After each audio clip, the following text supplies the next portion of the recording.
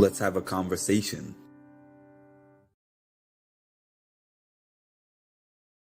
And mental health. We have a live musician here, and his name is Mark Agboka. Yes. Okay, sir. Thank you very much. We had met about a year ago, right? Right. And you're a saxophonist. Talk about your music a little bit. I really enjoy music. I started playing in elementary school, about 4th grade. This is my saxophone from 20 years ago. Wow. Wow. So you've been playing since 4th grade. Yes. And why the saxophone? Why did that appeal to you? Because I've always been kind of a quieter and shy person, so I picked one of the loudest instruments that I could find. Okay.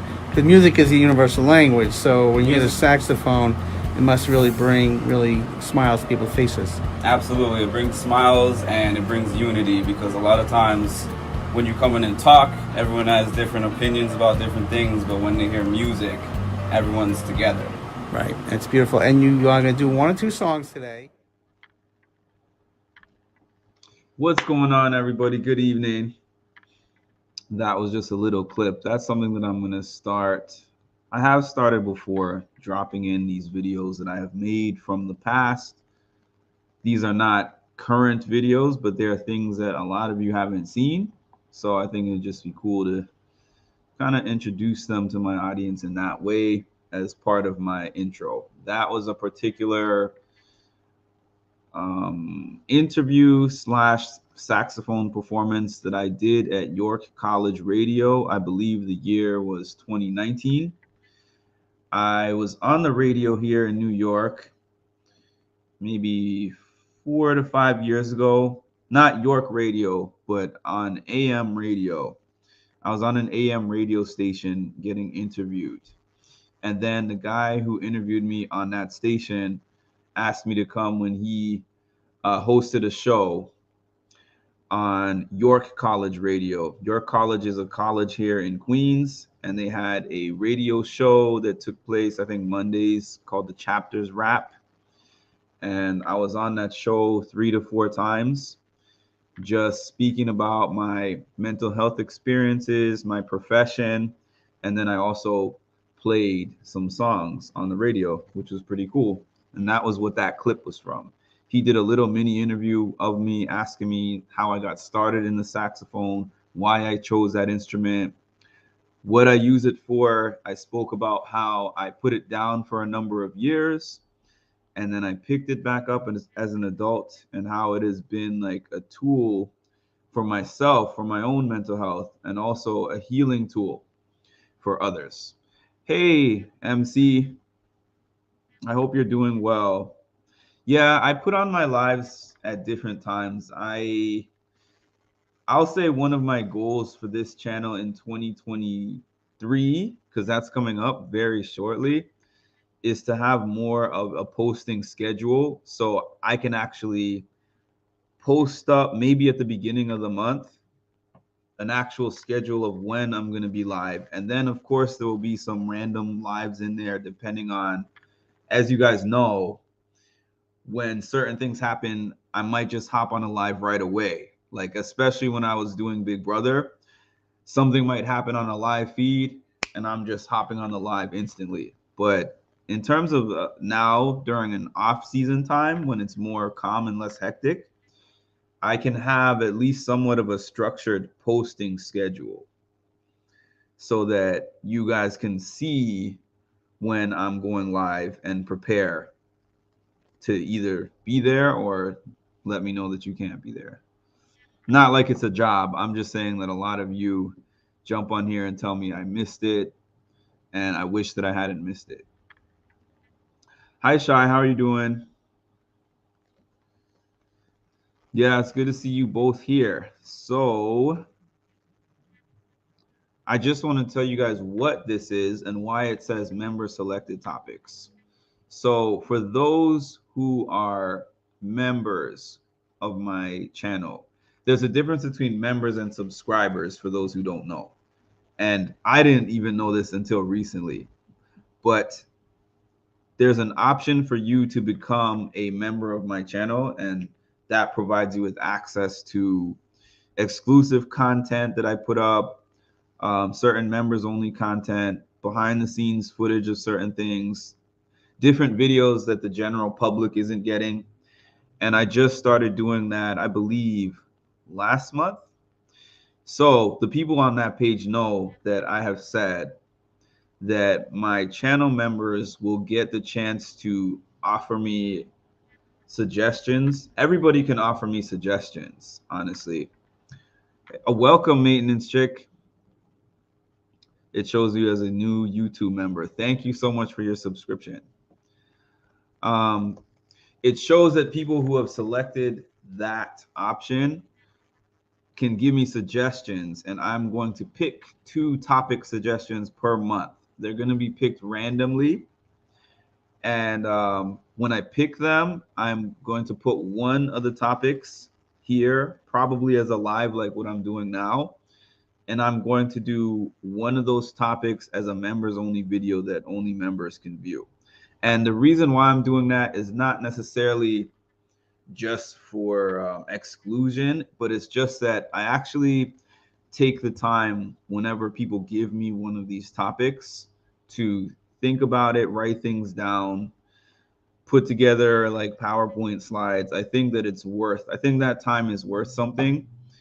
And I think that the people who are paying for the membership and making the suggestions deserve to get exclusive content from that. And that's the reason why I'm doing that. But even the public options, you're still going to get plenty of content. I'm just explaining my process of why I'm doing this particular thing. So this is not my topic. This is one of the member selected topics. They wanted to see me talk about forming positive habits. So I'm going to jump right into that.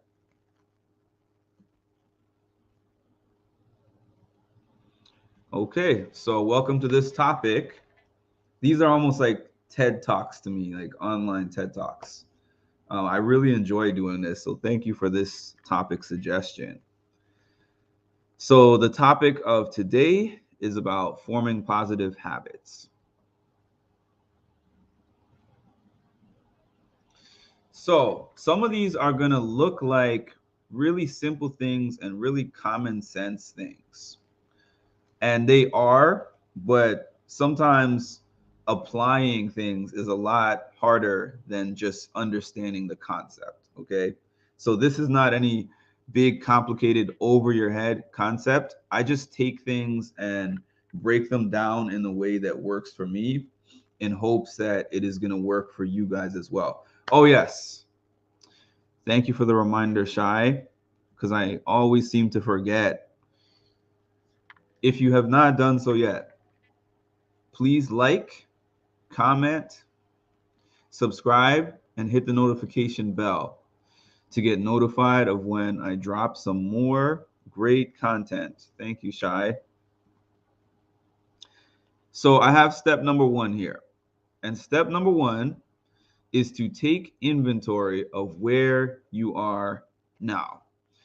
And when I say to take inventory of where you are now, if you're trying to set a goal, there's no way that you can move forward with the goal without an inventory of the place that you are right now. And I'm going to explain that a little bit more going into the next slide. So for me, I've put inventory includes the habit that you want to add, the ones that you want to subtract, and the barriers involved. Now, I know that I always use fitness references, but I think that they're obviously the most relevant to me, and they're the easiest for me to translate into other things in life, right? So for me, if you have a goal of wanting to lose a certain amount of weight, it's not just a matter, inventory is not just a matter of stepping on the scale and saying, I weigh this and I want to weigh that. Inventory actually means taking more advanced measurements of yourself, figuring out where exactly you are. And then it includes writing down everything you eat or figuring out everything you eat. I know some of you might have heard of something like MyFitnessPal, and if you have not heard of MyFitnessPal, it's a food tracking app. So a lot of good trainers or nutritionists, if you get one, will tell you the first thing is I have to know your baseline. So they will tell you eat the same as you have done and record everything that you eat for a week. So it's doing you no good to actually change how you're eating for that week just to show that coach or trainer or nutritionist like, hey, I'm eating really good, because they're not trying to find out if you can eat well for a week. They're trying to find out the habits that you have currently. So if you are in life trying to put a positive habit into your life, you have to recognize the negative habits that are getting in your way of completing that goal, of putting that positive habit in your life. In the fitness example that I used, it can be sobering to record all your eating habits, everything that you eat for each day for a week, and see all the different calories and see all the different fat, all the different sugar, all the sodium that you're eating. Because at the end of the day, you're not there because of choices that you make daily. So that's really what I mean. That's really what I mean by the inventory. You have to figure out, why am I here? How did I get here? And what are the things that I do that are keeping me in this same place and not allowing me to move forward with the goal that I am trying to accomplish? Okay, on to this next slide. Another one that seems simple but can be difficult is create a realistic plan of action. And I'm going to say that again slowly. Create a realistic plan of action. So, piggybacking off of what I said in the last one, let's say that I made an example of I want to lose 100 pounds in 2 weeks. Is it possible that I can lose 100 pounds in 2 weeks? Yeah. Should I be trying to do that? Probably not. Because it takes I think it's 3,500 pounds is a pound. No, let me say that again. 3,500 calories, I think, is equal to 1 pound of loss. So you have to create, either through eating or through exertion, a 3,500 calorie deficit in order to lose a pound. So to lose 100 of them things in 2 weeks is not realistic and is probably not even healthy. If you're not getting some kind of a surgery or something, if you're trying to create that deficit and lose 100 pounds in a week, in 2 weeks, it's not really realistic and it's not healthy. But you could have a goal of, I want to lose 100 pounds in 6 months or something like that. And then you break it down into weekly goals. I changed my food measurements on FitnessPal. Hey, Van Hoot. So you could think of something more realistic. I'm not good at doing math on the spot. I promise you, I'm actually good at math, but I'm not good at just coming up with numbers off the top of my head like that. But something that I was doing was saying that I want to lose 50 pounds by a certain time, but I want to lose 10 pounds a month. And then I broke that down into 2.5 pounds per week, right? So I had the goal. That's not a plan of action, though. That's just the goal. So the plan of action was to cut a certain amount of calories daily between the extra cardio that I was going to do and the calories that I was going to eat less, breaking that down daily. So once I had my map and took my inventory of everything that I was currently doing, then I could take that roadmap okay, I wake up in the morning, I have turkey, bacon, and eggs, and then I have this sandwich, and then I have cinnamon toast crunch cereal, and then at lunchtime I have fried chicken, and then for dinner I have steak. I'm just making things up. Those are some things that I was eating, but I'm just making those things up for the day. So instead of saying, okay, the cinnamon toast crunch is going to get replaced with plain cornflakes, and the steak, I'm going to just have like a veggie patty, and then I'm going to replace the fried chicken with baked salmon. No, I'm not going to do all of that, because I know that even if I do that for a time, I'm going to get tired of that and relapse and start doing worse than what I was doing before. Yes, thank you, Van Hoot. SMART goals.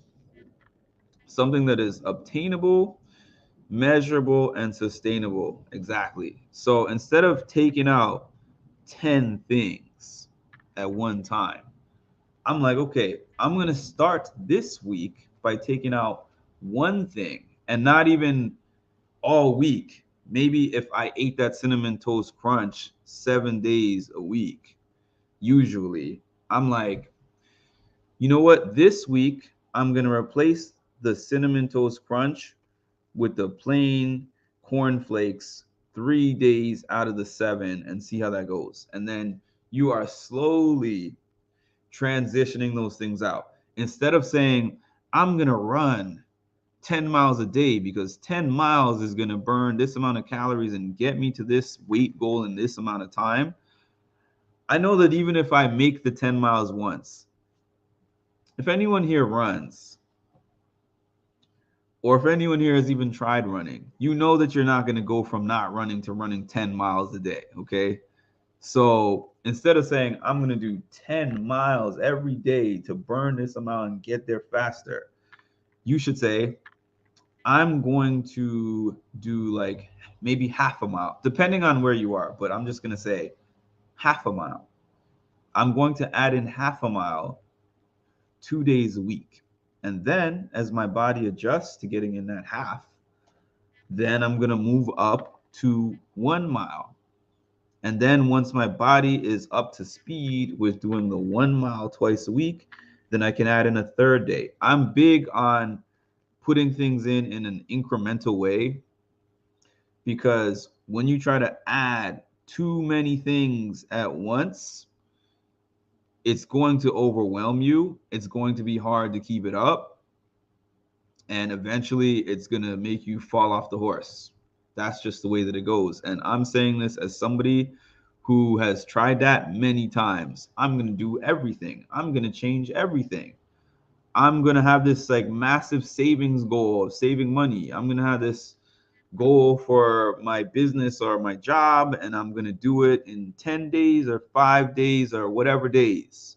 And I try to do too much too soon, and I'm like, I can't keep this up. It's too hard. And then I end up doing everything that I was doing before, and sometimes even worse than what I was doing before. That's why I'm telling you, Trisha, I feel diet and fitness. I use this example here. I use this example when I'm talking to clients at work. I use this example when I'm talking to friends and family. It's one example, but I think it's one that everybody can relate to. Even if you're not a super fitness person like me, everybody wants to be their optimal self from a physical standpoint. And most of us have tried many shortcuts on how to do that. And I don't know really anyone who did a shortcut and then didn't have to circle back around and do it the hard way. I remember actually when we used to do road trips back in the day, when a road trip didn't have one of these and it didn't have a GPS, you had to actually bust out the map. I remember like going on trips with my family, and they would have the big map. And this was the night before, not even the day of. You had to go through the map and map everything out, figure out exactly where you're going. And sometimes you had to stop. Oftentimes, actually, you had to stop and ask for directions. And sometimes not stopping and continuing to go in the direction that you were going just got you further off course. It just got you further off course. And then when you stopped, they would be like, you have to retrace your steps. You made a wrong turn here, and you got to go back over here and then redo this whole thing. So on to this next slide. This is the exact same, almost the exact same thing Van Hoot just said. So it's funny. I'm going to put that right back up there. I put here, make your action plan steps small and manageable. And he said something that is obtainable, measurable, and sustainable. That actually sounds better than what I have put here, Van Hoot. Make your action plan steps small and manageable. That's just also piggybacking off of what I said before. Rome was not built in a day. And I always say this. There are certain instances where people are able to do things fast. But usually when they do them fast, they are not sustainable. At least that's my experience. When they do these things really fast, they're not able to keep them up. And oftentimes they didn't even really learn the proper steps of how they got there. They just figured out the shortcut way. And the shortcut way doesn't always work, especially if you don't understand what you're doing and how you got there. Okay. Be prepared to have setbacks. Even if you have followed all the steps that I've outlined so far, if you have gotten your inventory, if you've done your goal setting, if you have made measurable, obtainable, and sustainable goals, if you had put things on your schedule, there's still times where you could fall back from exactly what it is that you're trying to accomplish. But a step back does not always mean a setback. And that's something that I've had to learn. Let me read this really quick. I'm learning to celebrate my small successes. Yeah, rather than beat myself up for not making the giant leaps. Exactly. So I'm going to repeat what I said before. A setback does not always mean a step back. Imagine that you are climbing up 1,000 steps and you have reached step number 250. And when you get to 250, you trip up a little bit. And now you're on step 243. And you might have the habit to look up and look down and be like, shoot, I'm now further to where I'm closer to where I started than I just was because I went down these few steps. Instead of being like, I've come all the way up here and now I'm up here and I went down like a little bit. It happens. You might have, going right back to the food, you might have a rough time. Something might have happened where you're like, I want to just pacify myself with some good old eating. And I don't feel like going to the gym today. I don't feel like walking or doing whatever exercise it is that you do. I just don't feel like it. So you might have the tendency to be like, oh my goodness, I was trying to lose 50 pounds and then I lost 15, but then I gained 2 back. That's the scariest place to be, is this place in your mind where you're not looking at it as a minus 13 from where you started.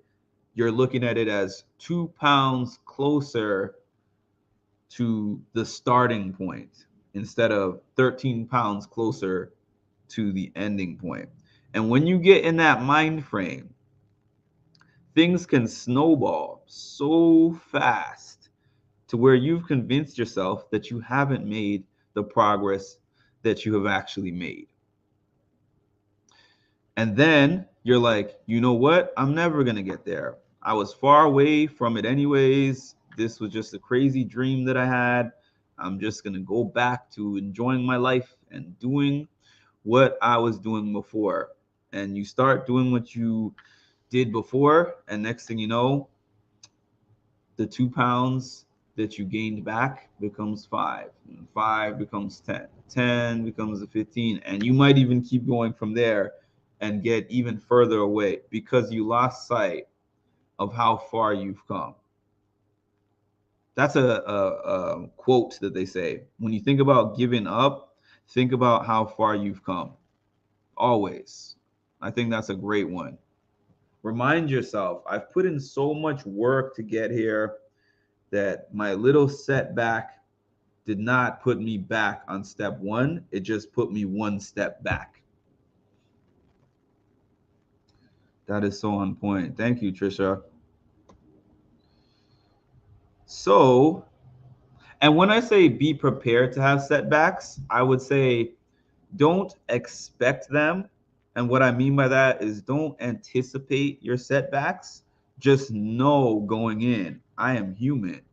I am trying to change something that I have done one way for a long time. I'm trying to change that to something else. So knowing that, there's going to be periods of time where not only do things happen, but my mind is going to reject or resist whatever it is that I'm trying to add. It's like an intruder coming in. It's like, did you guys ever watch Wife Swaps or those kind of shows? Wife Swap back in the day, or like Mom Swap or whatever. So sometimes you would get this mom or wife that was really lackadaisical with the kids. And it was like they didn't have to do chores. They didn't have to clean their room. They didn't have to do dishes. They didn't have to do their homework. And then the other house gets that mom. And then this house gets the mom that is really strict and is like, okay, it's homework time. Now it's time for you to do your chores. Now it's time for you to do this. And usually the first few days, they're like, oh my God, I miss my mom. My mom doesn't make me do any of this crap. Hey, this is terrible. And then you notice that after a couple of days have gone by, even if they don't like what the mom is telling them to do, they're like, I don't want to hear her voice. I don't want to hear her nagging. Okay, this is chore time. This is homework time. I'm just going to do it. That's the way that it is with our habits. People think, for me, as an example, that I just wake up, yeah, I have so much energy. I love going on the Stairmaster and going on the treadmill and lifting weights in the morning. And nah, most days I wake up like, look at the time, it's 5 o'clock. I want to go back to sleep.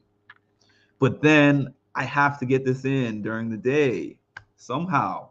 But I don't want to have to put it in the middle of my day because so many things happen during my day to where it could keep getting pushed back. And then I have to go to the gym at night when I'm trying to go to sleep. So I have to get this in. And I have like self-conversations with myself. But there was a time when that self-conversation would be real easy because I would just be like, I'm not going. Who cares? What's going to happen if I miss one day? But now I don't feel like that. I would feel terrible if I put something on my schedule and didn't do it for the day.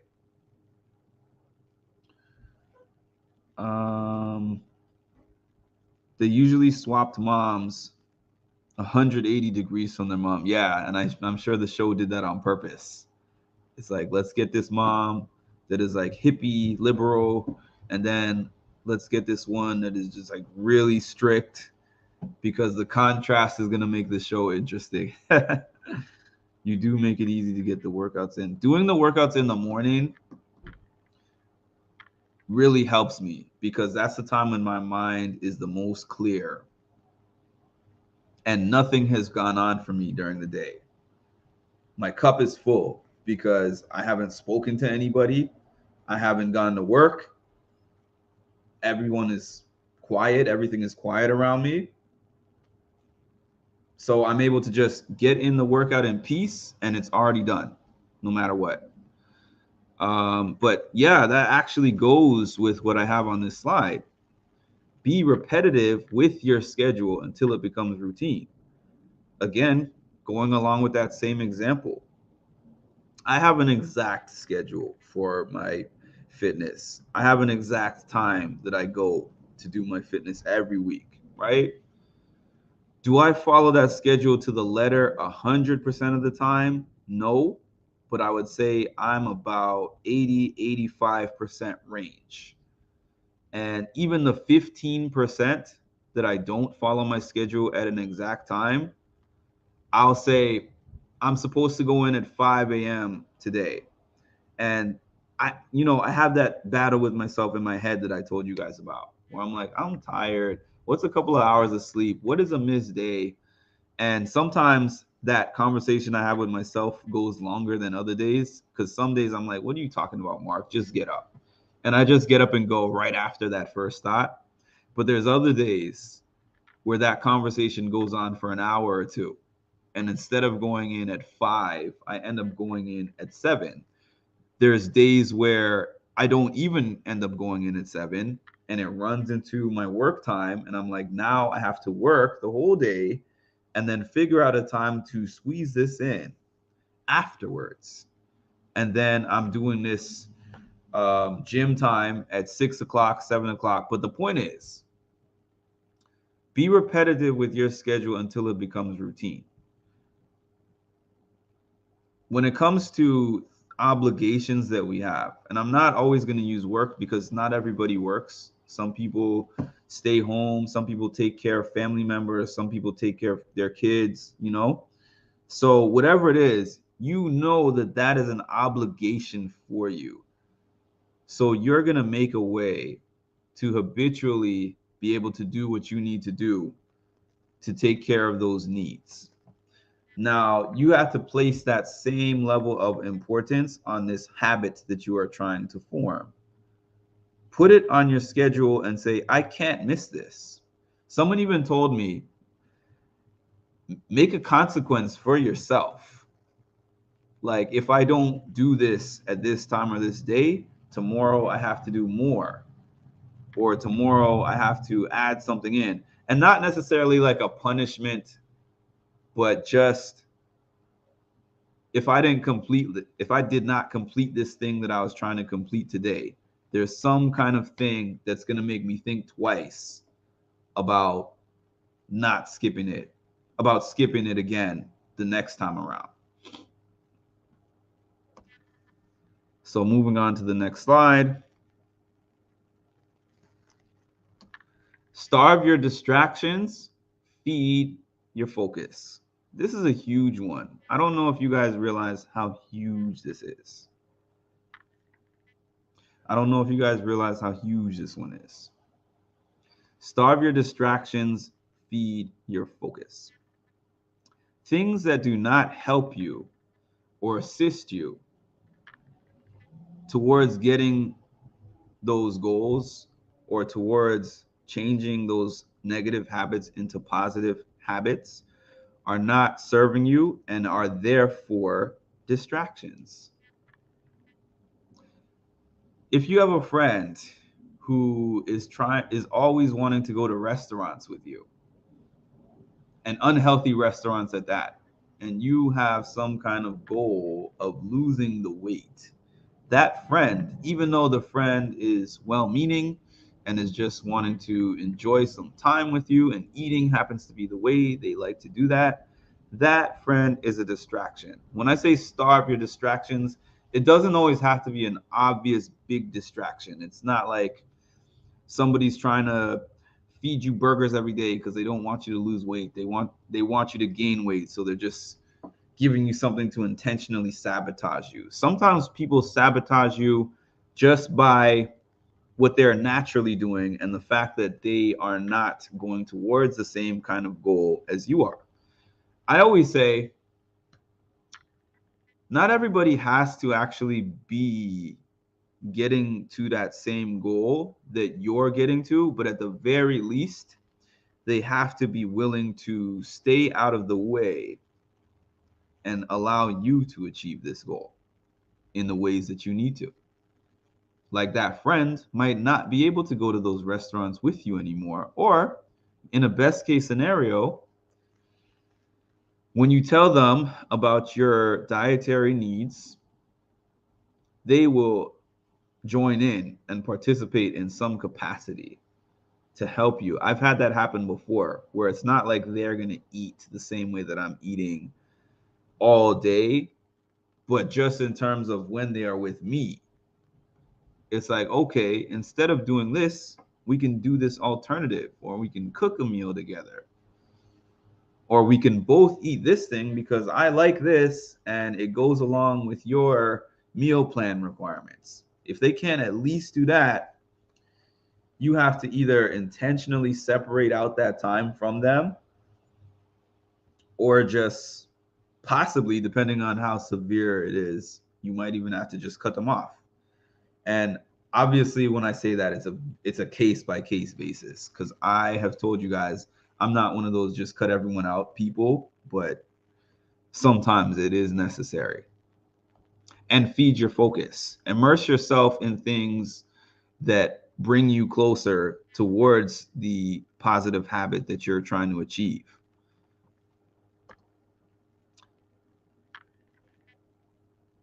Let me read this question before I get on to the next slide. What do you do if a friend is changing their dietary need but don't tell you, but you notice a difference? I would say just ask them about it, honestly. Yeah, I would definitely say ask them. Like, I've noticed a shift, and I would just like to ask you, was this an intentional thing? Is there a reason for that dietary shift? And can I help you in any way? You know, that type of thing. We are getting close to the end here. Make sure that you have a good support system around you. And here's the thing. We sometimes have the habit to say, this person is negatively affecting this goal, right? This person is negatively affecting this goal that I'm trying to reach. But my feeling is always, you have to actually give them a chance to affect it positively.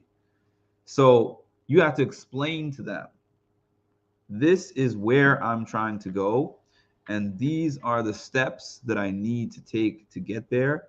And these are the things that you can help me with. And these are possibly the things that you might be doing that are to my detriment, that I need assistance in changing. Can you please do that for me? I always say, instead of, a lot of times people will blame someone for taking them away from a goal that they never explained to them. You can't do that. And secondly, I think it's important to add in people into your life that have the thing that you are trying to achieve. You guys hear me talk about my trainer, and you guys hear me talk about my life coach. I'm not currently enrolled in her life coaching, but I still reach out to her. So these are people that I value, and these are people that have things currently that I am trying to attain. So it's not even just a matter of them telling me, Mark, you have to do this, and this. It's how they live. It's how they talk. It's the posts that they share on social media. I'm immersed in those kind of things all the time via those people. And it's a cheat code. It makes it easier. It makes it easier for me to start thinking that way and picking up some of those positive habits. If you don't have a good support system, it can be like being out on an island. There's people around you that are all doing things that are contrary to where you want to go and what you're trying to do. I'll give you guys a great example of that. My first year of college, I had friends that just liked to lounge around in the dorm, They like to chill. They like to go meet women. They like to go out. It was just everything but school. They like to do everything but school. And by default, I was with them doing what they were doing. But they say you are the average of your 5 closest friends, or like your 5 closest people around you at any given time. So because they did not have a goal of doing well in school, they had a goal of everything but doing well in school. Naturally, it took me from wherever I was and it brought me down. And then I remember at a certain point, I was like, I saw my GPA. It's like a 2.5 or something like that. And I was like, man, I'm better than this. I shouldn't be getting these grades that I'm getting, but I'm getting them because of the association I have with the people who are not concerned about their grades. So I still kept those friends to a capacity. When I wanted friends for those things and I was done with all my homework and I was finished everything I needed to do, I would reach out to those friends for my good time. But I had other friends that were in the library. I had friends that studied, that formed study groups and helped each other study for tests and exchanged class notes that we took or whatever. I had those friends. And I realized from those friends that I formed, I just found those people in class. I'm like, this person is always getting A's and everything. Let me kind of befriend them and see if they would allow me to study with them and kind of pick their brain, figure out their system and whatever. And the very next semester, after that 2.5, I got like a 3.8. And I remember my mom asking me, how did your GPA go up so much? What did you do? A part of it was obviously, I was working harder, but a big part of it was honestly the fact that I had, in a way, replaced those people who were not supporting my needs and my goal, and got people in my life who were in the places that I was trying to get to. And that made such a huge difference in my life. And I wanted to say one more thing about this. Sometimes you don't want to cut out or limit somebody in your support system because they genuinely want to support you. But there is a difference between wanting to support you and actively supporting you. Like, it could be somebody who genuinely wants to see you reach the goal that you're trying to reach, but they have a hard time with supporting you because it would require them to change their lifestyle around what you're doing. And some people are really devoted and committed to you as a person and willing to do that, but it's not many. And that's not an insult or a dig on anybody, because if, for example, if I tried to live the life of my personal trainer, no way, bro. Because he's always telling me, Mark, you're doing well, but you need to do this. You need to do that. And I watch the way he eats, the way he lives, the way he trains. I'm like, I can do better. I can do a better version of me, but I can't do what you're doing. That's too much. And if he was depending on me to sustain what he was doing, I wouldn't be able to do that for him. He can bring me up, but I can't bring him up in that way. So it's not always that the person is bad for you or anything like that. It's just sometimes your goals are for you, not for anyone else, or not for those particular people who are currently in your support system. Because if you think about it, they're supporting where you are currently, not necessarily where you're trying to get to. So maybe what they were doing as support for where you are now is okay, but the support for where you're trying to get to requires a level up of what they were doing before. The people around you are super important and can limit your ability to achieve your goals. Even someone just checking in on it can, even if they're not doing the goal. That's a great point, Van Hoot. Even if they're not personally doing the goal. I've had somebody say, I hate to use this example because it's something that I'm still trying to work on. I've had people say, what about that book that you're trying to work on, Mark? And they're not people that write books, and they're not people that are trying to write a book, but they're just people who have listened to the things that I've said that I want to do and are reminding me, hey, you said you were going to do this. Where's the progress? Have you followed through on this? Have you completed this step? And the answer is no. But the fact that you brought it up put it back in my head to where I'm like, oh, yes, you are so right. I do have to get on that. It's an accountability check. We all need accountability people in our lives, because then we're never going to accomplish anything.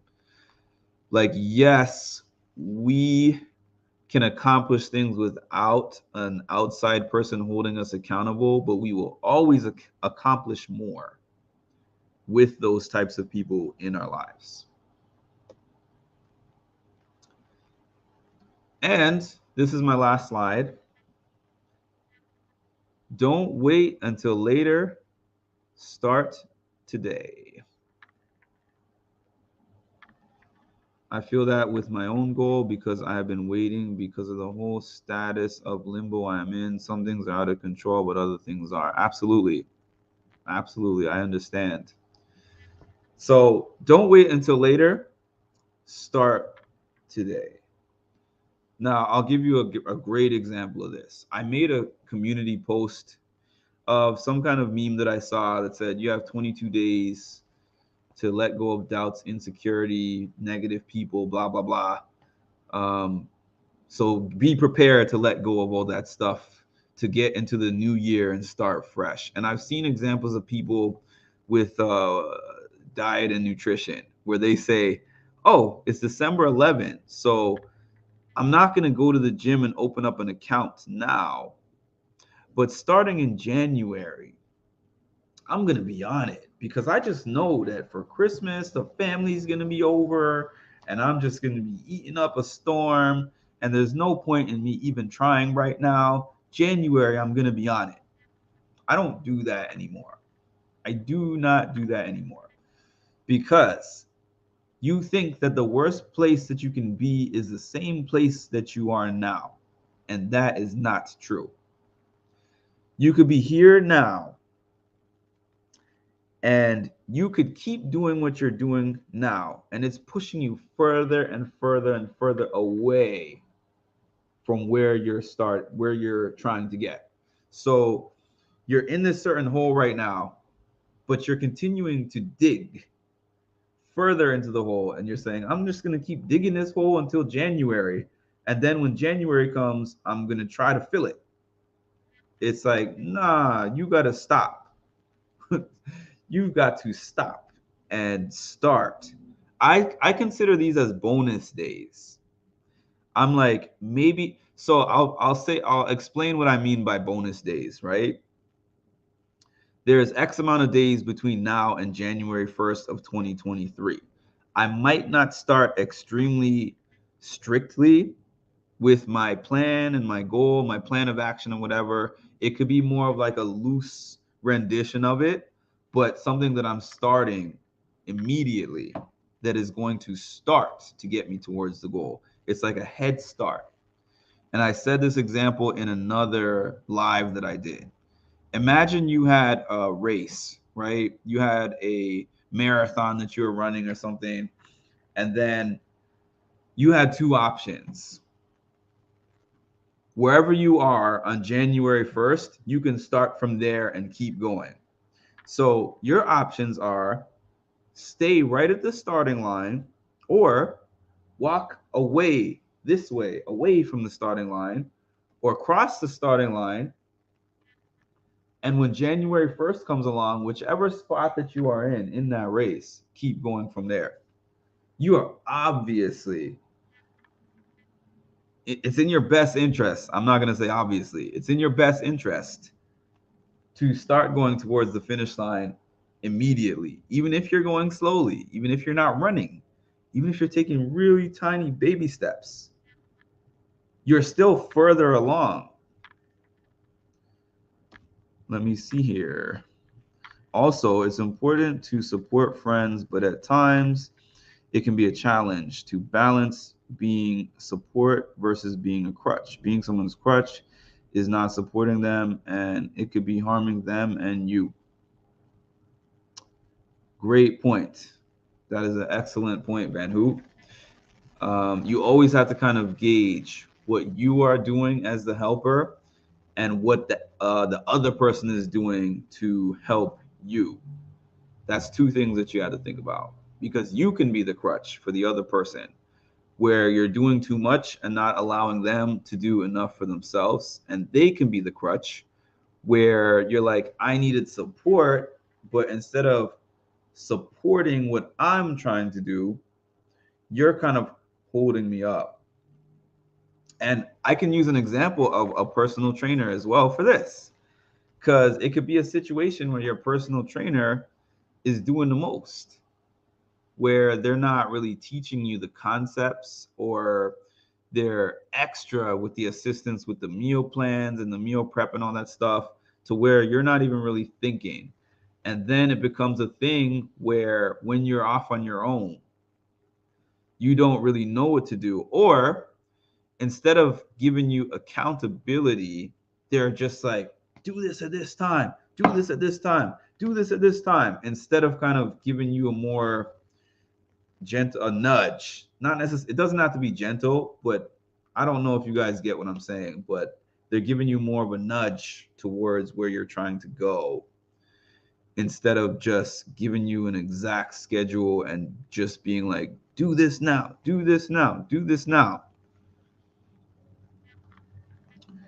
Do you think sometimes good friends can use support and also a crutch at different times?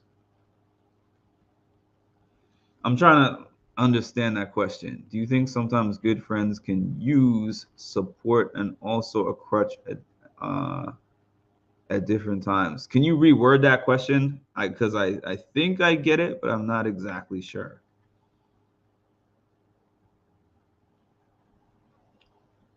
Are you kind of asking if somebody can be a crutch at certain times and they can be a supportive at certain times? Because if so, I think there is somewhat of a balance that everyone has to find. And our support system is not going to be perfect. So it's not really a matter of them always being the right type of support all the time. It's just they are a good source of support more often than not, and willing to talk and communicate with you. And if something's not working, being willing to switch things up. Hey, I know that you're trying to help me with such and such, but you could support me better in this way. And then have the person be willing to pivot. Oh, sorry, I didn't realize that when I was doing this, I was being a crutch, and I can make adjustments because I'm trying to help you in the best way that I can. Meaning sometimes they need support and others need a crutch. So I'll say this, MC, about that statement about needing support and others needing a crutch. I will say there are some situations that call for different things. So there might be somebody who's trying to make a massive change and they're having a lot of trouble doing so. So they might be able to use the crutch. Okay.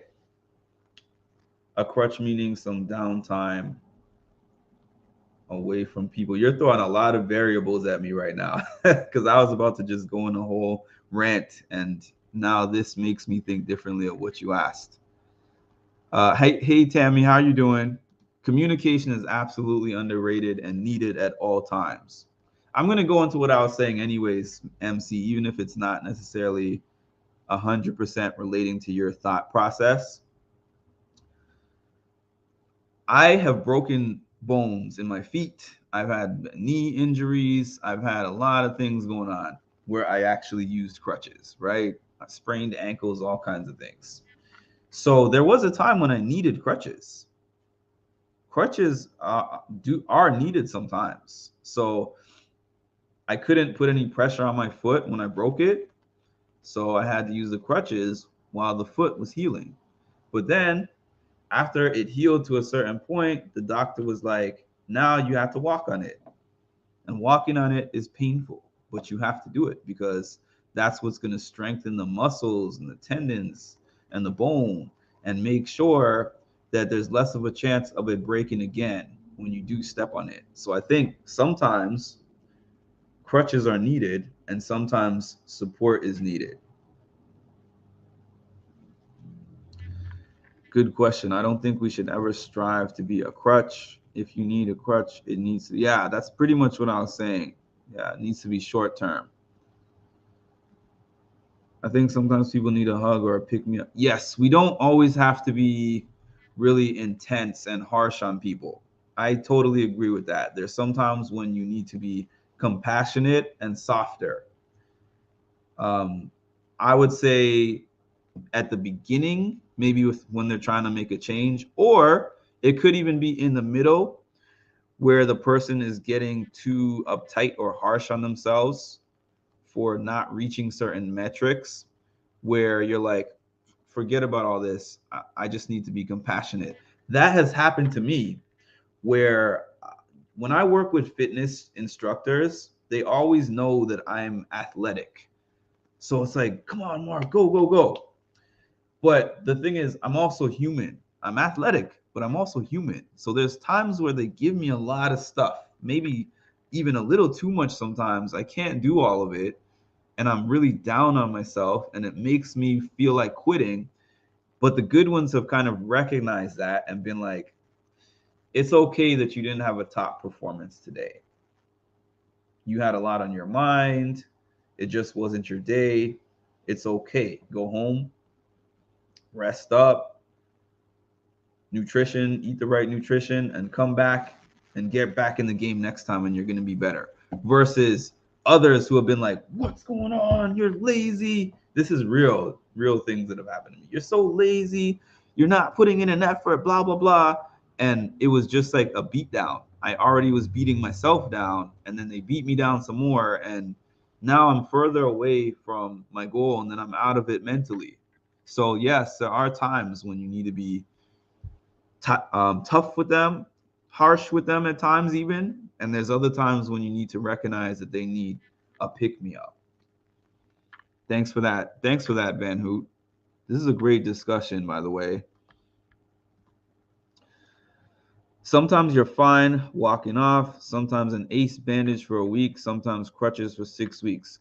Great point. Great point. Like sometimes it could be like a little ankle twist and you limp for a little bit and then ice it or whatever, a few days, you're good. Sometimes you need an ACE bandage for a week. Sometimes you need a hard cast.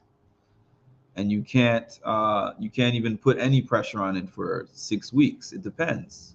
It all depends on what it is. Empowerment, teaching people how to fish and be independent is important. Good example is helping someone with homework. I'm smiling because the way my mom helped me with homework and the way my dad helped me with homework was different. The way my mom would help me with homework would be to take the book and then like write out all the answers and then tell me like, here's the answer to this. Do you get it, Mark? I'm like, yeah. Here's the answer to this. Do you get this? I'm like, yeah. Meanwhile, I'm just copying out everything she said because I know my mom is going to score me that A.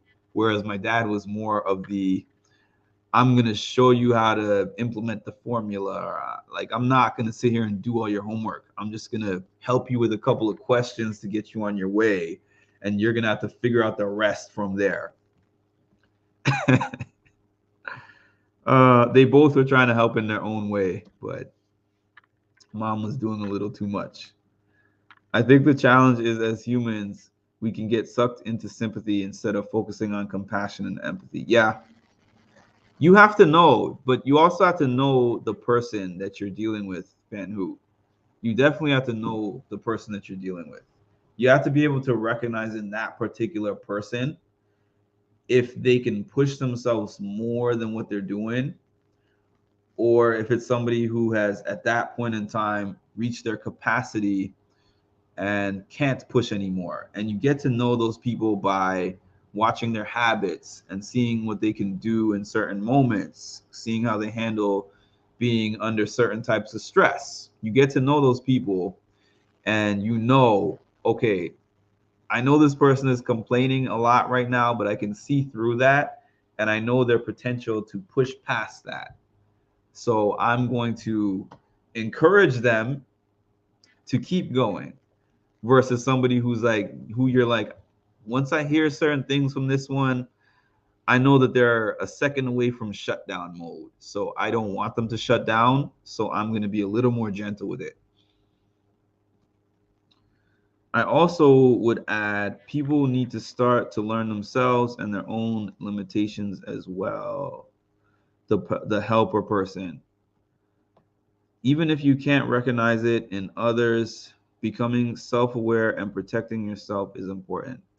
And again, I read your guys' comments, so I'm guessing a little bit, but something that came into my head from the last comment that you just put in here about protecting yourself. Sometimes a person's goal and what they want from you is very weighty. So, as an example, let's say you're standing behind them and you're offering them like a little push, or even a better example, because that one might not make sense to y'all. Let's say you're doing the person is doing the bench press and you're assisting them with the bench press and they have 200 pounds on the bench press.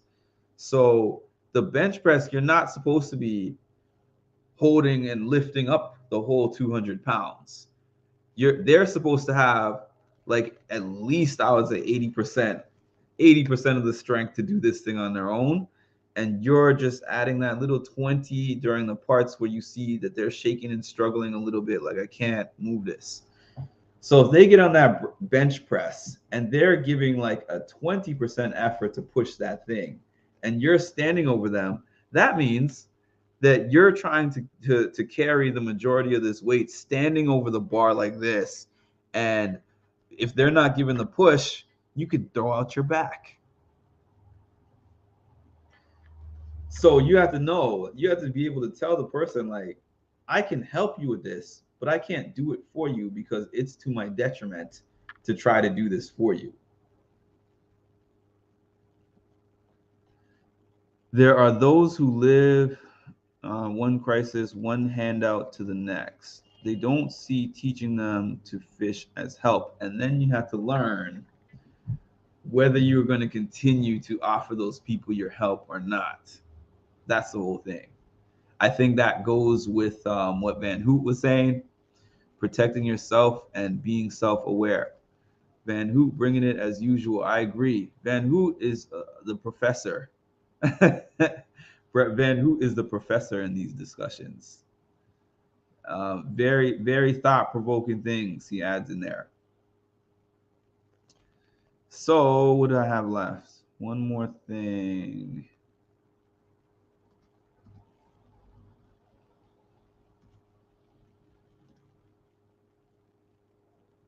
That's it. It's not really an extra slide, just the thank you for watching part. I remembered I hadn't played this.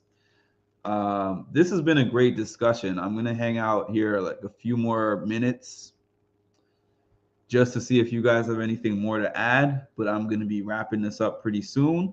Again, this is a member selected topic.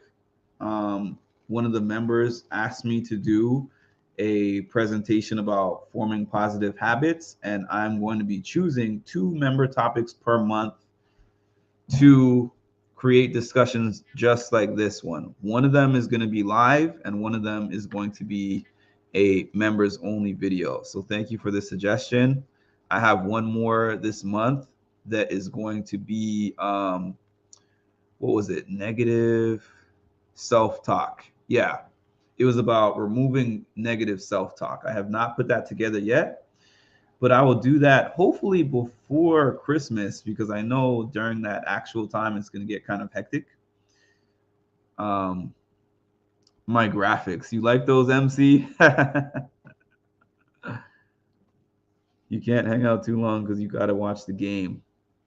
Is the game on right now? Because if so, as soon as I get off this, it's game time for me. Yeah, so thanks everybody for your participation. This is not the same without y'all. And it's not just something that I'm saying because I'm glad that you're following my page, or for those who are subscribed to the membership or whatever. Literally, I could do all these 11 slides that I had. I could go through all of those if I was just doing a pre-recording in like 15 minutes.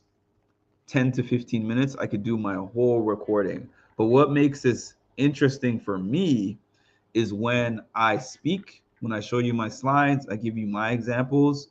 You guys give me your thoughts on my examples. You give me your own examples, and we have like back and forth dialogue from there. I think that adds a lot of value to the viewers. And I know some of y'all are very vocal and some of y'all are not. There's people on here that just come on here and watch. And there's nothing wrong with that. Your feedback, for those who are always responding and throwing things in the chat, really helps those who are not as comfortable to do so themselves. And I say that as a person who was one of those people who listened to many chats, lives, videos, and didn't make any comments and didn't say anything. But I was benefiting from other people saying things that resonated with me in different ways. Like I could give an example of fitness, and some of you might not be able to relate to that at all.